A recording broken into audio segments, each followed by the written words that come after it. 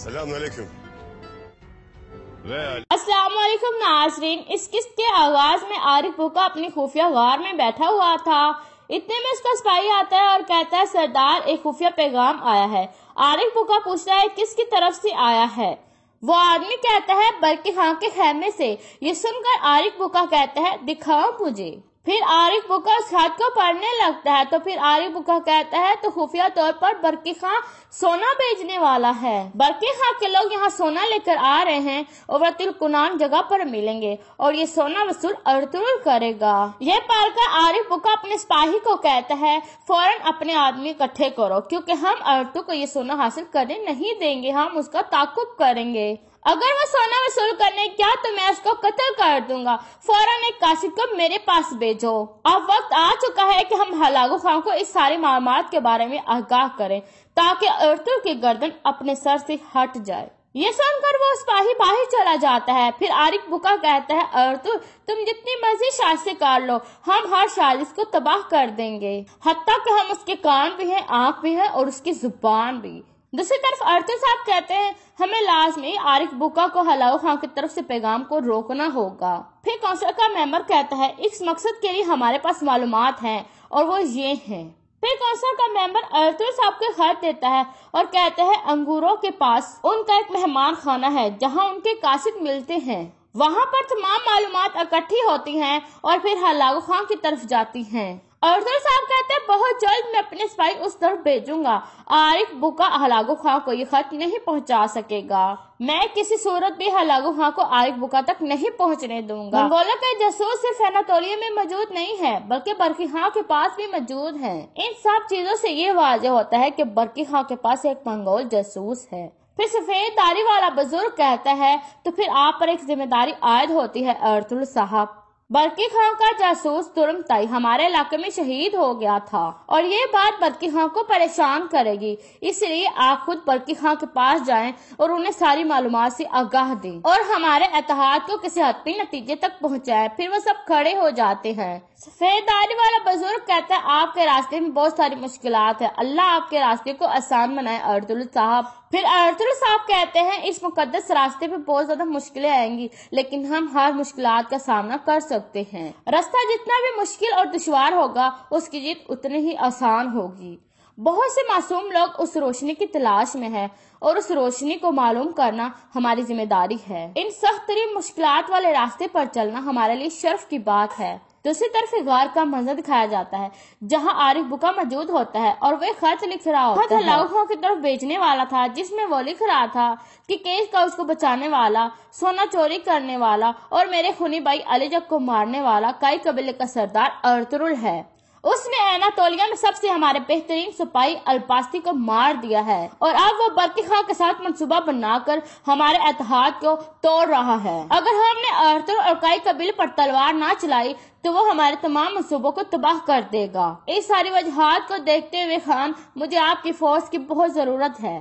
پھر عارف بھوکا اس خط پر مہر لگاتا ہے تو قاصد باہر چلا جاتا ہے۔ اتنے میں ایک اور آدمی اندر داخل ہوتا ہے۔ عارف بھوکا کہتا آؤ تیموگے، کیا وہ چھوٹی چوہیا جل رہی ہے؟ تیموگے کہتا ہاں وہ انتقام کے شعلوں میں جل رہی ہے، اسے صرف ایک سہارے کی ضرورت ہے۔ عارف بھوکا ہنستے ہوئے کھڑا ہو جاتا ہے اور کہتا ہے ایک دھوکے باز عورت جیسا کوئی بھی نہیں ہو سکتا کیونکہ وہ سب سے زیادہ تباہی پیدا کرتی ہے اور اس کی تباہی کو کوئی بھی ٹھیک نہیں کر سکے گا۔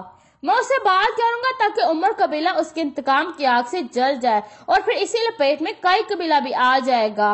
دوسری طرف جنگل میں ارطغرل صاحب بامسی کا خط دیتا ہے اور کہتا ہے اس میں تمام معلومات ہے جہاں منگول جاسوس اور قاصد کٹھے ہوتے ہیں۔ پھر بامسی پوچھتے ہیں کیا میں سپاہیوں کو بھی لے جا سکتا ہوں ارطغرل صاحب کہتے ہیں نہیں، صرف تم گمکت اور گندوز کو اپنے ساتھ لے جا سکتے ہو، اگر ضرورت پڑے تو ہر چیز کا آرڈر دینا لیکن اس معلومات کے بغیر بامسی یہاں مت آنا۔ بامسی کہتے ہیں جیسے آپ کا حکم میرے حضور۔ پھر ارطغرل صاحب کہتے ہیں میں کل برقی خان سے خود ملنے جاؤں گا، ملک شاہ تم اربل کی خاتون کو کہنا کہ وہ میرا کئی قبیلے آ کر انتظار کرے، میں ان سے اہم مسئلے کے بارے میں بات کرنا چاہتا ہوں۔ یہ سن کر ملک شاہ وہاں سے چلا جاتا ہے۔ फिर मलिक शाह उमर कबीले पहुंच जाता है और बिल्किस खातून को कहता है अर्तुश साहब ने आपको अपने कबीले में दावत दी है। ये कहकर मलिक शाह वापस चला जाता है। सिरमा खातून कहती है लाजमी अर्तुश साहब शादी के बारे में बात करेंगे, हमें तैयारी मुकम्मल कर लेनी चाहिए। बिल्किस खातून कहती है नहीं, अभी नहीं सिरमा खातून। सिरमा खातून कहती है क्यों बाजी, किस वजह से? बिल्किस खातून कहती है अगर मैं शादी करके कई कबीले चली जाऊंगी तो उमर कबीले का सरदार कौन होगा, इसलिए शादी से पहले मुझे अपनी जिम्मेदारी किसी और के सुपुर्द करनी होगी। दूसरी तरफ अर्तुश साहब अपने खेमे में पहुंच जाते हैं। फिर अर्तुश साहब गुलदारों को बताते हैं बरकी खान ने जो सोना भेजा है वो बलूचिस्तान की सरहदों पर आ रहा है, लेकिन वो खतरे में है क्योंकि बरकी खान के पास एक मंगोल जासूस है। उस जासूस ने मंगोलों को बता दिया होगा कि सोना आ रहा है, इसलिए मंगोल जाल बिछा सकते हैं, आप मुहतात रहना। गुलदारों कहता है ठीक है भाई, हम एहतियाती तदबीर ले लेंगे। फिर अर्तुश साहब एक मोहर निकाल कर गुलदारों को देते हैं और कहते हैं ये बरकी खां की तरफ से है। सोना लाने वाले आदमी ये मोहर देखेंगे और समझ जाएंगे वो सोना हमारे लिए बहुत अहम है भाई, उस सोने से हम अपने कुछ हथियार और घोड़े खरीदेंगे जो हमारी जंग में मदद देंगे। गुलदारों कहता है फिक्र मत करे भाई, मैं सब कुछ जानता हूँ। फिर अर्तुश साहब कहते हैं मैं कल बरकी खां से मिलने के लिए जा रहा हूँ, हमारे पास आखिरी और सख्त रास्ता है जिसके बाद हम जंग की तैयारियां मुकम्मल कर लेंगे। दूसरी तरफ जंगल में आरिफ बुका सिरमा खातून का इंतजार कर रहा था। इतने में सिरमा खातून आ जाती है और उसके सामने बैठ जाती है। आरिफ बुका कहता है मुझे पता चला है कि आप इंतकाम लेना चाहती हैं अपने भाई का।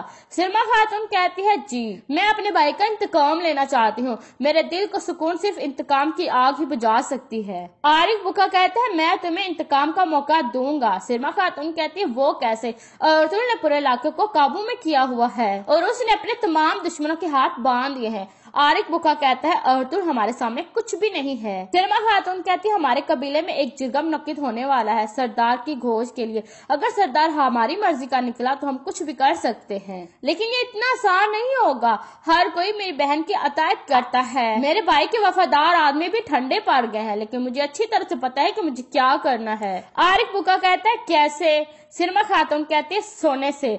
ये सुनकर आरिफ को कह के मार कर हंसने लगता है। आरिफ को कहता है अब मुझे पूरा यकीन हो गया है कि तुम अलबासरी की बहन हो, क्योंकि तुम अच्छी तरह से जानते हो कि हर एक चीज की एक कीमत होती है।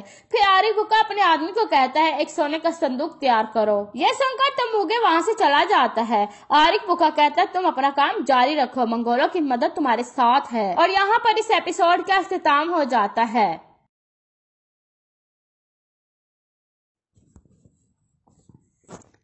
तुर्कों का ऐसा व नस्ब और उनके असल वतन बादरन का इलाका जिसे आज हम तुर्किस्तान का नाम देते हैं, जो मशरिक में मंगोलों और शिमाल चीन की पहाड़ियों से, मगरिब में बहरे खज़र और शिमाल में सिबेरिया के मैदानी इलाकों से जनूब में बरसगीर और फारस तक फैला हुआ है। गज़ खानदानों का वतन है। इस इलाके में इस खानदान के बड़े बड़े कबाइल रहाइश पजेज थे और तुर्क या अतराक के नाम से पहचाने जाते थे। छठी सदी ईस्वी की निस्बत सानी में इन कबीलों ने अपना वतन असल को खैराबाद कहकर गिरदार व एशिया को चक की लाली बोरकीन की नफज मकानी की कहीं तो जिहाती ठीक करते थे। बाज़ का ख्याल है कि इसके वजह इक़्तिसादी बदहाली थी। शदीद क़ता और बढ़ती हुई आबादियों ने उन्हें तुर्क वतन पर मजबूर किया और वो ऐसे इलाकों में आकर बसे जहाँ वास्त चरागाहें हैं और खुशहाली ज़िंदगी के असबाब व मिक़दार में मौजूद थे। बाज़ तहरीक निगाहों का नुक्ता नज़रिया है कि इस नकल मकानी के पीछे सियासी अवाम तरफामान थे।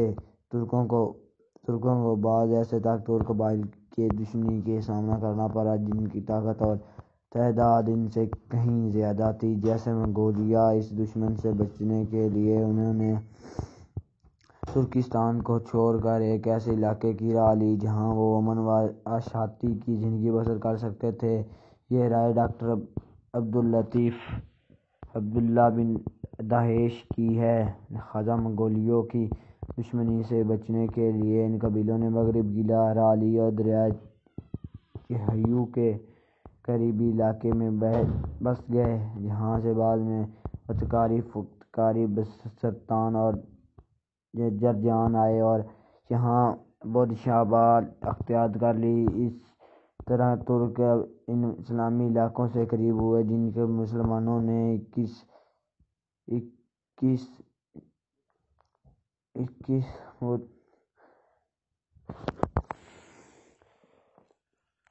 641 عیسوی میں مرکن خاندان اور فارس میں دولت سازانہ کا استحصال کے بعد فتح کیا تھا۔ اسلامی دنیا کے ساتھ ترکستان کا اتصال 22 بدھ 1952 عیسوی کو اسلامی فوجیوں نے اسباب کے علاوہ کے علاقوں کی طرف پیش قدمی کی تاکہ ان علاقوں کو فتح کریں۔ یہ علاقے تھے جن میں ترکستان سکینت پذیر تھا۔ اسلامی پاسبانوں کا سپہ سالار عبد الرحمن بن ربیع رضی اللہ عنہ نے ترکوں کو سردار شہر برباز سے ملاقات کی۔ شہر برباز نے عبد الرحمن رضی اللہ عنہ سے صلح کی درخواست کی اور اس بات کا اظہار کیا کہ وہ امن پر حملہ کرنے کے لیے اسلامی لشکر میں شریک ہونے کے لیے تیار ہیں۔ عبد الرحمن نے انہیں اپنے قائد سرکا بن عمر رضی اللہ عنہ کے پاس بھیج دیا۔ شہرزاد نے سراقی سے ملاقات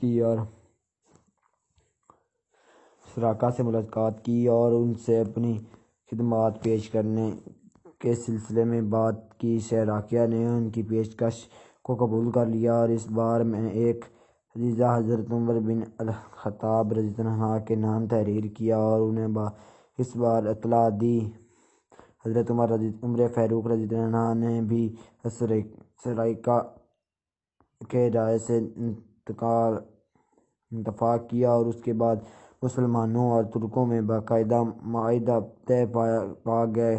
یوں مسلمان اور ترکستان میں کسی قسم کی جنگ نہ ہوئی بلکہ یہ دونوں لشکر امن پر حملہ آور ہوئے اور وہاں اسلام کی اشاعت ہوئی۔ اس کے بعد اسلامی لشکر فارس کی شمال مشرقی علاقے کی طرف بڑھے تاکہ مسلمان لشکروں کے ہاتھ دولت ثانی کے سقوط کے بعد اس علاقے میں یعنی علیہ دعوت کی تحریک ہو سکے۔ یہ علاقے تھے جو شمال کی طرف اسلامی پاسباں کی راہ میں سب سے بڑی رکاوٹ تھی۔ جب صلح کے معاہدے کی بدولت یہ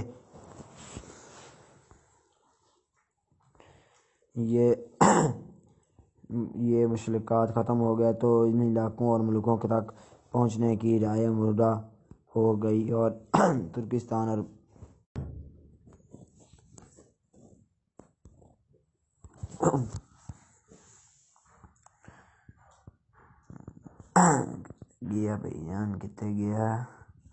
ترکوں اور مسلمانوں کے درمیان رابطہ زبردست پیدا ہو گیا۔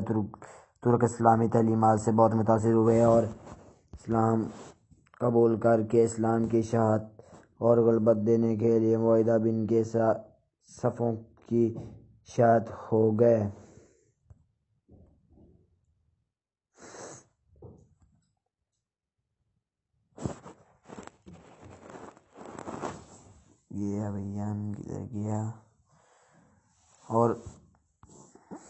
اور قبلہ دین کے لیے معاہدے کی صفت میں شامل ہو گئے۔ خلیفہ راشد حضرت عثمان غنی رضی اللہ عنہ کے عہد خلافت میں وزیرستان کے پورے علاقے فتح ہوئے۔ 31 عیسوی کو اسلامی لشکر دریائے جیحون سے برارتا اور ماورائن النہر کے علاقے میں برپا کیا۔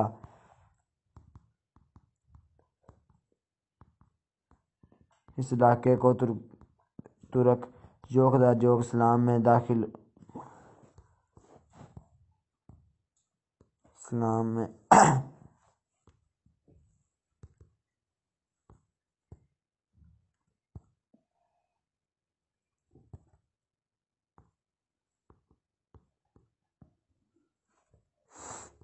گیا بھائی جان کدھر گیا؟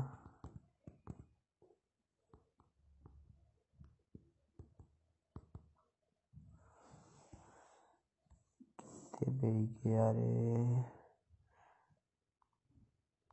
جو خدا اسلام میں داخل ہونے اور اسلام کا دفاع کرنے اور خدائی پیغام کو پوری دنیا میں پھیلانے کے لیے جہادی سرگرمیوں میں شریک ہوئے۔ اس کے بعد بھی اسلامی لشکر کی پیش قدمی جاری رہی۔ حضرت امیر معاویہ رضی اللہ عنہ کے دور میں بخار فتح ہوئی۔ کامیابی و کامرانی کا یہ سلسلہ آگے بڑھا اور سمرقند بھی اسلامی قلعوں اور روح میں شامل ہوئے تاکہ اسلامی سلطنت کی سرحد وسیع سے وسیع تر ہوئی گئیں، اور ایک وقت وہ بھی آ گیا کہ مراین الدین کے تمام علاقے اسلامی سلطنت کا حصہ بن گئے اور ان میں بسنے والے ترک قبائل نے خالص اسلامی تہذیب و احترام کا احترام کیا۔ عباس خلیفہ اور امراء کے درباروں میں ترکی کا اثر نفوذ بڑھنا شروع ہوا۔ ہر شعبے میں ترکستان کے ایک مرتبہ و دکھائی جانے لگی فوج، ضبط اور حکومت کے دوسرے اعلیٰ مناصب کے سوا کوئی ایسا شعبہ نہ رہا جہاں ترک موجود نہ ہوں۔ اپنے حد و صلاحیت اور اخلاص کی بدولت انہیں بڑے بڑے مناصب پر فائز کیا گیا۔ جب متعین تخت خلافت پر منتقل ہوا تو ترکی اسرار نسلوں کے اعلیٰ مناصب کے سب دروازے کھل گئے۔ بڑے بڑے منصب ترک کے سپرد ہوئے۔ ترک اب سلطنت کے ہر شعبے میں کلیدی اسامی پر کام کرنے لگا۔ دراصل منتظم ایرانی اثر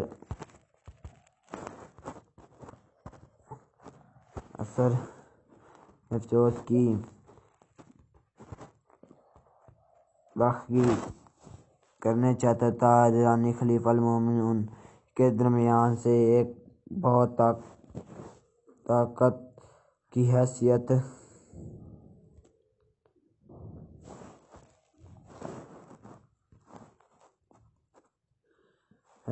سے حکومتی عہدے پر فائدہ چلنے آ رہا تھا۔ ان کا کافی حد تک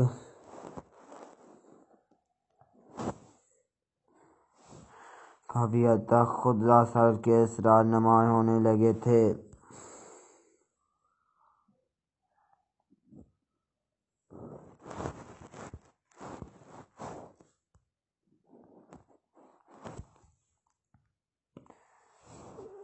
منتقل کے اس اقتدار نے لوگوں کو کافی حد تک متاثر کر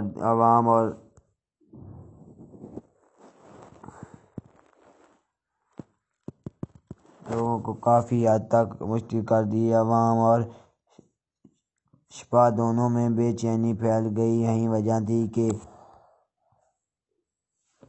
معتصم نے اپنے لیے ایک نئے شہر کی بنیاد رکھی جہاں اس کی ذاتی فوج اور عوام درستگاہ رہائش پذیر ہوئے۔ یہ نیا شہر سامرا کے نام سے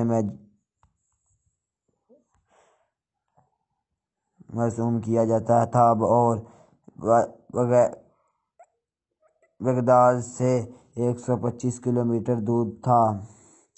یوں تاریخ اسلام کی اہم ترین دور میں ترکی کو سلطنت میں خاص اہمیت حاصل ہوئی تھی، تاکہ وہ وقت بھی آیا کہ ترکوں نے ایک بہت بڑی سلطنت کی بنیاد رکھی۔ اس سلطنت کا دور عباسیہ کے خلفاء کے ساتھ منسوب تعلق تھا۔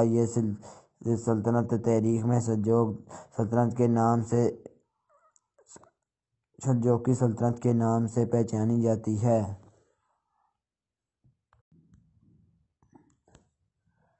عربی اسلامی مشرق میں نو آشنا ہونے والے واقعات کے تشکیل پر سلجوقیوں کے ظہور کے ان علاقوں کے سیاسی تبدیلی پر بہت گہرے اثر پڑے، جن کو ایک طرح عباسی خلیفہ اپنے کلام رو میں شامل رکھنے کے لیے کوشش کر رہے تھے اور دوسری طرف شیعوں کی فاطمی خلاف اپنی طرف کھینچ رہی تھی۔ ایسے حالات میں سلجوقیوں نے بہت بڑے ترکی سلطنت کی بنیاد رکھی، جو 5ویں صدی ہجری مطابق 11ویں صدی عیسوی میں سامنے آئی۔ یہ سلطنت خزاں ساز مزور ایران، عراق و شام اور ایشیا کے چک کی علاقوں پر مشتمل تھی۔ اس سلطنت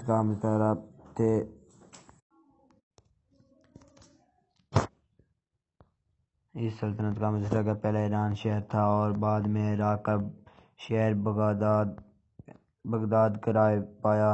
اس دوران خرم بہادر، نصار کرمان، بلاد شاہ اور ایشیا کے چک میں کئی چھوٹی چھوٹی سلجوق سلطنتیں وجود میں آئیں۔ یہ تمام سلطنتیں ایران اور عراق میں سلجوق کی سلطنت کی تابع تھیں۔ سلجوقیوں نے بغداد کو عباسی خلافت اور اس کی مذہب اہل السنت و جماعت کی خوب مدد کی۔ یہ سلطنتیں اس طرح ایران و عراق میں شیعہ پنتھی اور دوسری طرف مصر شام میں عبیدی اسرار نفوذ کے درمیان میں گھسی زوال کے قریب پہنچ جاتی تھیں۔ سلجوقیوں نے یہیں اقتدار کا خاتمہ کر دیا اور عبیدی خلافت کے سامنے ڈٹ کر کھڑے ہوئے۔ سلجوقی سردار ارطغرل بیگ نے 447 میں بغداد کے اندر بوسی سلطنت کا ہمیشہ کے لیے خاتمہ کر دیا، تمام شورشوں پر قابو پا لیا۔ مساجد کے دروازے سے صحابہ کرام علیہ السلام رضوان کے شب و ستم پر مذہبی تحریمیں مٹا دیں اور افضال کے شیخ ابو عبداللہ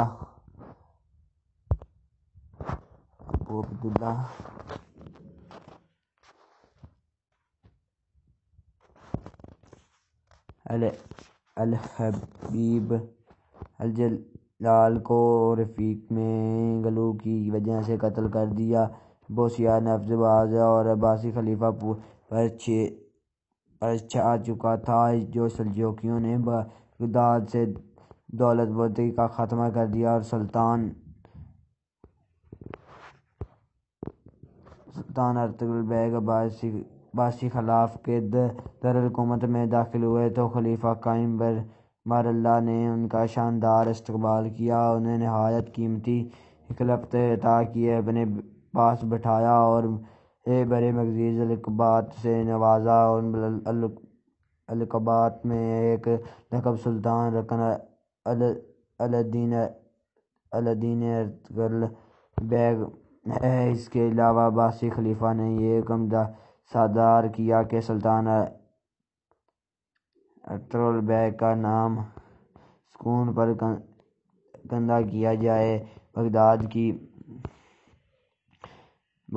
کی مسجدوں میں اس کا نام کا خطبہ پڑھایا جائے اور اس کے حق میں جمعہ وعید کی نمازوں میں دعا کی جائے۔ خلیفہ کے اس قدر فضائی کی وجہ سے سلجوقیوں کو پوری اسلامی دنیا میں بے پناہ قدر ملت حاصل ہوئی اور وہ بغداد میں وسیعوں کی جگہ سیاح و سفید کے ملک بن گئے۔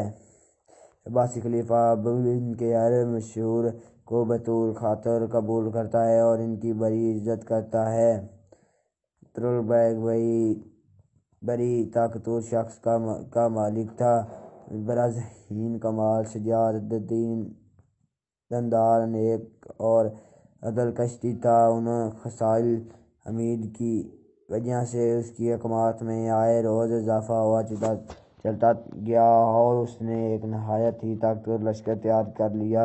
ارطغرل بیگ نے کوشش کی کہ تمام سلجوقی ترک متحد رہیں اور اسلام کی اشاعت میں بھرپور حصہ لیں۔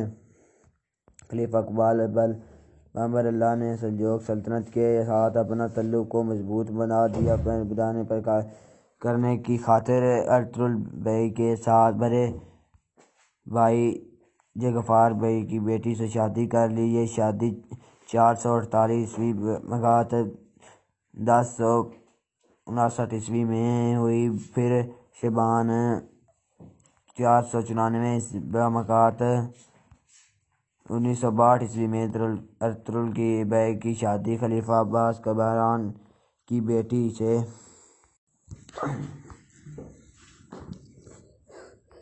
شادی ہوئی، لیکن اس کے بعد ارطغرل بیگ صاحب زیادہ عرصہ زندہ نہ رہے۔ 8 رمضان المبارک 1454 بمقات 1062 عیسوی کو، یعنی صرف 1 ماہ بعد اس کا انتقال ہو گیا۔ اس وقت ارطغرل کی عمر 70 سال تھی۔ اپنی وفات سے پہلے ارطغرل خراسان، ایران اور عراق کے شمال مشرقی علاقوں میں اپنا ہاتھ سے سلجوقیوں انتقاد اور غفلت کا کام مکمل کر چکے تھے۔ سلطان محمد الپرسلان نے اپنے چچا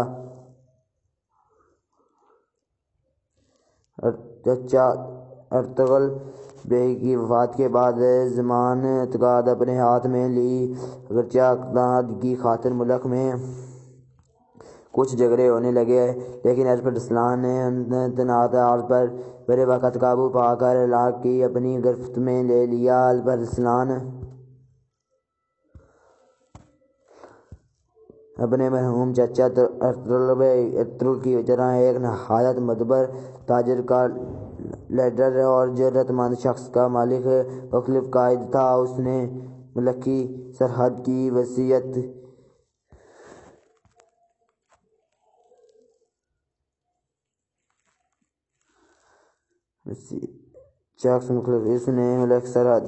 کرنے کے لیے ایک نہایت ہی بےانداز ناپلاس اختیارات کی، جو علاقہ سلجوق سلطنت کے زیر نگین تھا۔ پہلے ان کے اتحاد کو یقینی بنایا اور اس کے بعد پھر بیرونی دنیا کی طرح پیش قدمی کی۔ سلطان الپرسلان ہمیشہ ذہابی اسباب اللہ اور اپنے پیروں سے مسیحی سلطنتوں میں اسلام کی اشاعت کے لیے بے قرار رہے تھے۔ اس کی ہمیشہ سے یہ کوشش رہی کہ ارمن اور روم کے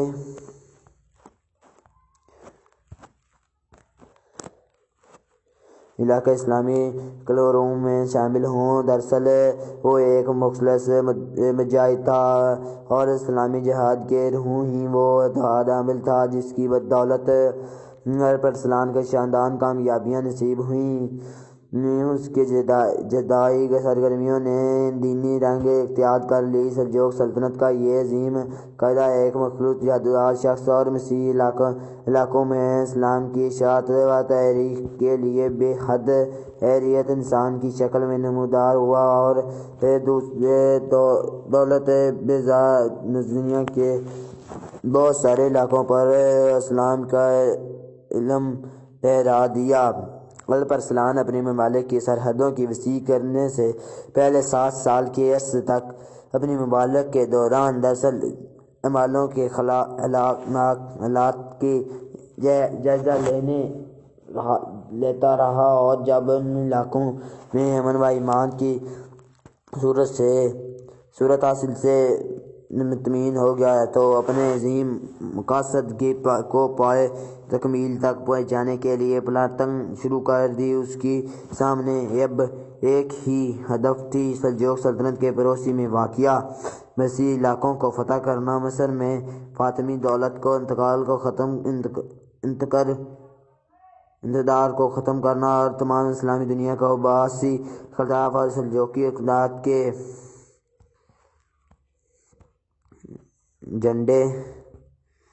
جھنڈوں کو نیچے متحد کرنا۔ الپرسلان نے اپنی مضبوطی کو عملی جامہ پہنچانے کے لیے ایک بہت بڑا لشکر تیار کیا۔ اس لشکر کی قیادت کرتے ہوئے ارمن اور جویا کی طرف روانہ ہوئی۔ یہ علاقے بہت جلد ان کے ہاتھوں فتح ہوئے۔ الپرسلان آگے بڑھے اور شام کے شمالی علاقے پر یوش کے علم میں مرادی حکم تھے۔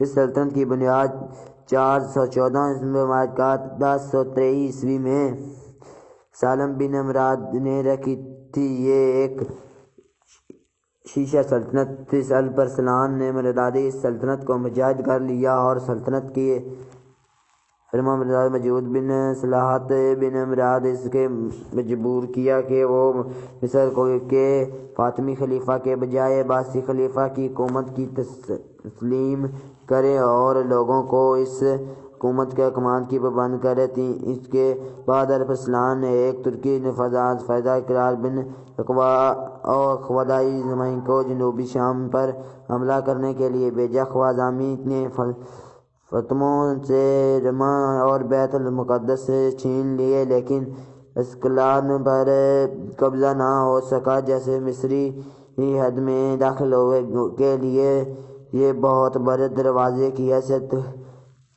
حاصل ہوتی تھی، اس لیے سلجوکیوں بیت المقدس کے اندر خلیفہ عباس اور سلطان سلجوکی کے مرکز کے قریب ہوئے۔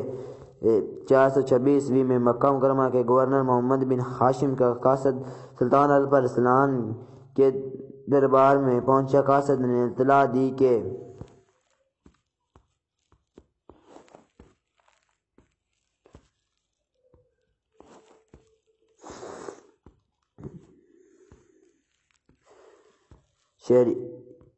شہری مکہ خلیفہ القائم پاشا اور سلطان الپرسلان کا خطبہ دے رہا ہے اور آئندہ سے وہ عبیدی سلطنت کے بجائے عباسی خلاف کی حکومت کی پابندی کرے گا۔ قاصد نے یہ بھی بتایا کہ مکہ شریف میں آئندہ خطی علی خیر المیل کے الفاظ اور دوسرے شبی الفاظ اذان میں نہیں دہرائے جائیں گے۔ سلطان نے شریف مکہ کے قاصد کی بڑی عزت افزائی کی۔ 30,000 دینار گورنر مکہ کے خدمت میں ارسال کیے اور کہا بھیجا کہ اگر گورنر مہدی نے ایسا کرے گا تو اس کی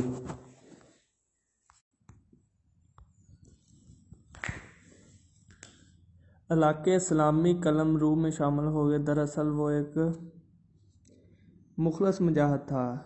اسلامی جہاد کی روح ہی وہ واحد عمل تھا جس کی بدولت الپرسلان کو شاندار کامیابیاں نصیب ہوئیں اور اس کی جہادی سرگرمیوں نے دینی رنگ اختیار کر لیا۔ سلجوقی سلطنت کا یہ عظیم قائد ایک مخلص جہادی شخصیت اور مسیحی علاقوں میں اسلام کی اشاعت و ترویج کے لیے بے حد حریص انسان کی شکل میں نمودار ہوا اور دولت اور بازنطینیہ کے بہت سارے علاقوں پر اسلام کا علم لہرایا۔ الپرسلان اپنی مملکت کی سرحدوں کو وسیع کرنے سے پہلے 7 سال کے عرصہ تک اپنی مملکت کے دور دراز علاقوں میں حالات کا جائزہ لیتا رہا، اور جب ان علاقوں میں امن و امان کی صورتحال مطمئن ہو گئی تو وہ اپنے عظیم مقاصد کو پانے کے لیے پلاننگ شروع کر دی۔ ان کے سامنے اب ایک ہی ہدف تھا، سلجوقی سلطنت کے پڑوس میں واقع مسیحی علاقوں کو فتح کرنا، مصر میں فاطمی دولت کے اقتدار کو ختم کرنا اور تمام اسلامی دنیا کو عباسی خلفاء اور سلجوقی اقتدار کے جھنڈے کے نیچے متحد کرنا۔ الپرسلان نے اپنے منصوبے کو عملی جامہ پہنانے کے لیے ایک بہت بڑا لشکر تیار کیا اور اس لشکر کی قیادت ارمن اور جورجیا کی طرف روانہ ہوا۔ یہ علاقہ بہت جلد ان کے ہاتھوں فتح ہوا۔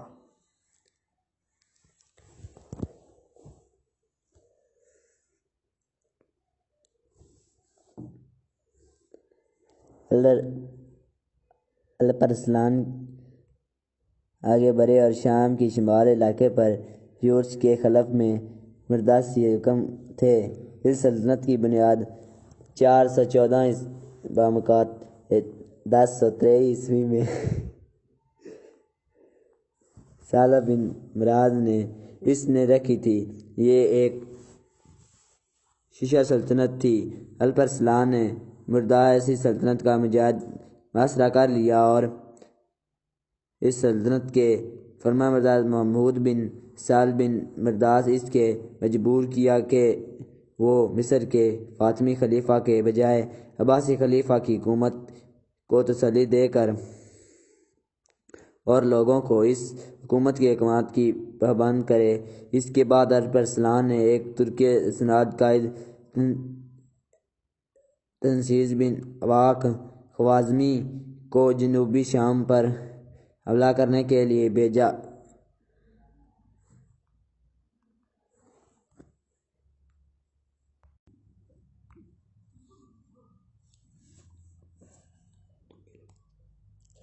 لہذا سلطان نے اس 15 لاکھ اشرفیہ فدیہ لے کر اسے آزاد کر دیا۔ جب ڈومونوس روانہ ہونے لگا تو سلطان نے اسے پینے کے لیے مشروب دیا۔ وہ سلطان کے اس نیک سلوک سے بہت متاثر ہوا، زمین بوس ہوا، تعظیم بجا لایا۔ سلطان نے ازراح عنایت 10,000 دینار فدیہ سے چھوڑ دیے تاکہ وہ اسے زاد راہ خرید رکھ سکے۔ خود اس کی پیش گوئی کے لیے وہ دور تک چلا گیا۔ گرفتار شدہ بطریقوں کے ایک جماعت کو آزاد کر کے بادشاہ کے ساتھ روانہ کر دیا تاکہ وہ تنہا سفر نہ کرے۔ ان تمام نوازشات کے علاوہ اپنی طرف سے ایک محافظ دستہ بھی ان کے ساتھ کر دیا تاکہ کوئی گزندہ نہ پہنچائے۔ اس محافظ دستہ کے پاس ایک جھنڈا تھا جس پر کلمہ طیبہ لا الہ الا اللہ محمد رسول اللہ لکھا ہوا تھا۔ الپ ارسلان ایک مختصر لشکر جس کی تعداد 15,000 سے زیادہ نہیں تھی کی مدد سے شہنشاہ روم ڈومانوس کے 1,00,000 سپاہیوں پر مشتمل بہت بڑے لشکر کو شکست فاش دوچار کرنا کوئی معمولی واقعہ نہیں تھا۔ اس واقعہ نے رومیوں کی کمر توڑ کر رکھ دی۔ ایشیائے کوچک کے اکثر علاقوں میں رومی شہنشاہیت کی چاولیں ختم ہو گئیں۔ یہی وہ علاقہ تھا جو رومی شہنشاہیت کے ستون اور بنیادیں خیال کیے جاتے تھے۔ سلجوقیوں کی شاندار فتح نے بازنطینی حکومت کو ان علاقوں میں بالتدریج کمزور کرنا شروع کر دیا، حتیٰ کہ ایک وقت آیا کہ اس قدیم ترین سلطنت کا عثمانیوں کے ہاتھوں خاتمہ ہو گیا۔ الپ ارسلان ایک متقی پرہیزگار انسان تھا۔ فتح کے مادی اور معنی ہر دو اسباب سے استفادہ کرتا تھا۔ علماء اسلام کی ہم نشینی سے بہرور ہوتا تھا، ان کی نصیحتوں کو گوش ہوش سے سنتا تھا اور ان پر عمل کرتا تھا۔ کیا ہی خوب نصیحت تھی جو عالم ربانی محمد بن عبد المالک بخاری حنفی نے کی۔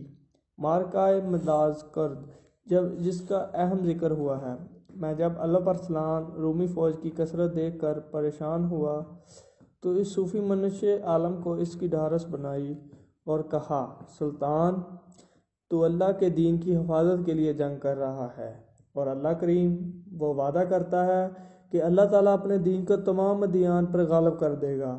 آگے بڑھیے، اللہ تعالیٰ نے فتح و کامرانی آپ کے مقدر میں لکھ دی ہے۔ بروز جمعہ جب خطبہ اسلام ممبروں پر آپ کے نام کا خطبہ پڑھ رہے تھے، ان مجاہدین کے لیے دعا کر رہے ہوں تو عین اس وقت جنگ کا آغاز فرمائیے۔ اللہ کریم مسلمانوں کی دعاؤں کی لاج رکھے گا اور آپ کو فتح یاب کرے گا۔ جب وہ گھڑی آئی تو سلطان نے جمعہ کی نماز پڑھائی، اس پر رکعت طاری ہو گئی، دہاڑے مار کر رویا، فوج کی ہچکی بند ہو گئی، پورے لشکر نے رب کے حضور گڑ گڑا کر دعا کی۔ جب سلطان نماز سے فارغ ہوا تو فوج سے مخاطب ہوا، جو واپس جانا چاہتا ہے واپس چلا جائے، میری طرف سے تمام اجازت ہے، میں تمہیں روکنا نہیں چاہتا اور نہ حکم دیتا ہوں کہ واپس جاؤ، تمہیں اختیار دیتا ہوں کہ لیکن اس سے رومی سپاہ سے تنہا بھی لڑوں گا۔ یہ کہہ کر تیر اور کمان پھینک دی، اپنے ہاتھوں سے اپنے گھوڑے کی دم باندھی، جنگی سامان زیب تن کیا، تلوار بے نیام کی اور آہ سرو ہو کر بولا، اگر میں میدان جہاد میں قتل ہو جاؤں تو یہی جنگی لباس میرا کفن ہوگا۔ اللہ اکبر! واقعی ایسی لوگوں پر اللہ کی رحمت کا نزول ہوتا ہے۔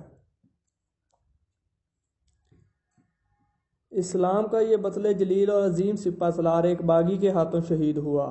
اس باغی کا نام یوسف خوازمی تھا۔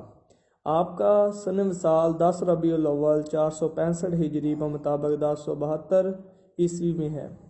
آپ مرو کے شہر میں اپنے باپ کے پہلو دفن ہوئے اور ملک شاہ کو اپنے پیچھے جانشین چھوڑا۔ سلطان الپ ارسلان کا اخلاق و کردار۔ آپ بڑے خدا ترس اور غریب پرور تھے، اللہ تعالیٰ کی عطا کردہ نعمتوں پر ہمیشہ شکر بجا لاتے تھے۔ ایک دفعہ کا ذکر ہے کہ آپ کا گزر مرو خرائسین کے فقرہ سے ہوا، آپ کی ان حالت ذات دیکھ کر رو پڑے اور بارگاہ خداوندی میں التجا کی، یا اللہ ان غریبوں کو اپنے فضل سے غنی کر دے۔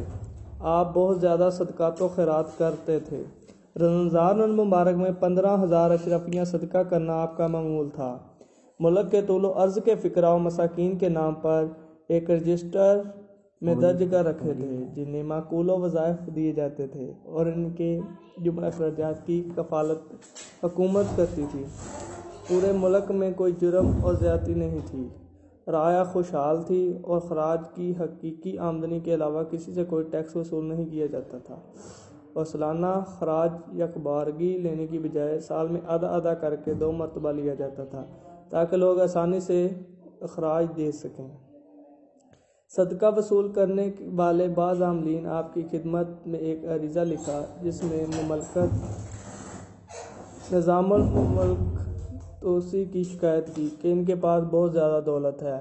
آپ نے نظام الملک کو بلا بھیجا، بات پرس کی اور کہا اگر یہ شکایت صحیح ہے تو اسے سنجیدگی سے لو، اپنے اخلاق کو سنوارو اور اپنی اصلاح کرو، اور اگر یہ الزام ہے تو شکایت کنندہ کی غلطی کو معاف کر دو، رعایا کے مالک کی حفاظت۔ آپ بادشاہ کے سوانح حیات ان کے اخلاق و کردار اور شرعی احکامات پر مشتمل کتابوں کے مطالعہ سے خاصا شغف رکھتے تھے۔ جب آپ کے حسن کردار اور رفع عہد کی بدولت دنیا اسلام میں شہرت نصیب ہوئی تو کئی فرما رواؤں نے خود بخود آپ کی اطاعت قبول کی اور مخالفت ترک کے کر کے اپنے ہمنوا بن گئے۔ ماورائے النہر سے لے کر شام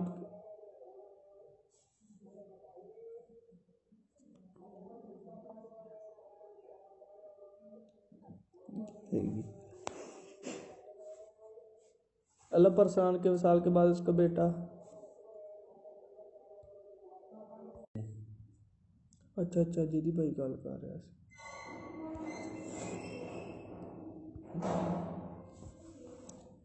آپ کی تخت نشینی کو قبول کرنے سے انکار کر دیا اور خود طالب تخت ہوا۔ ہمدان کے قریب چچا بھتیجا خون ریز مارکا ہوا، قادر و شکست ہوئی اور